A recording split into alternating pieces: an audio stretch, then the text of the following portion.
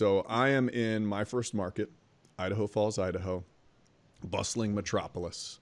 All right. Like Julie said, you go to these small places. So when you mess up, it's not like some revelation. Okay. Everybody just expects it.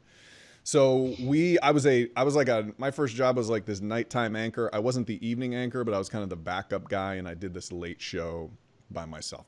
I'm just telling you that because all of us news anchors, we had pretty much the same dinner break, which by design is pretty stupid. So there's one night, there's a standoff happening in Idaho Falls, Idaho, and all of us news anchors took a dinner break, right? Like, and I know people are probably thinking like, okay, well, there's a standoff. Why'd you take a dinner break? Well, if there's a standoff every night, there's always something going on. So unless it's like we're gonna break in to programming, the anchors will take off and grab some dinner. So all of us leave at the same time. Station is empty except for the sports guy who's sitting in the newsroom. And a phone rings in the newsroom, so the sports guy answered it. His name was Adam, and he had a crazy last name. It was like Mikulich or something.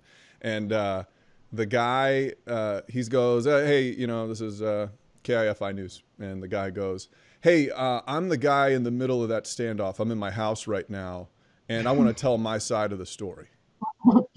And the sports guy's like, what? He's looking around the newsroom.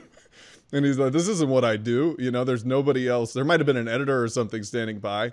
He can't just like hang up on the guy. He also, this is I've never found myself in this situation ever where I'm talking to a person in an active standoff. And you have to be really careful because if something happens, if you talk them in the wrong direction, this is all evidence now, everything.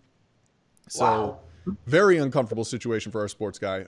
And cell phones weren't like super big back then. Like I had one, but it wasn't like it was always on me and charged, So if somebody was trying to contact me. How many minutes did you have left? Yeah, minutes were super expensive. So the newsroom called me on my dinner break. Like I probably wasn't answering back then. Now it's like you have to.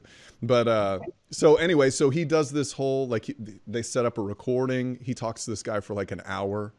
We all get back to the newsroom, we're sauntering in with full bellies. And he's like, sitting there shaking with like a cigarette. He's like, guys, I just talked to you. Oh my God, he's got a cigarette in the newsroom. No, I'm being dramatic. I don't think he smoked. But, he was like all stressed out. And he's like, I just talked to this guy for 45 minutes about him, in the middle of this standoff. And we were like, what are you, so it was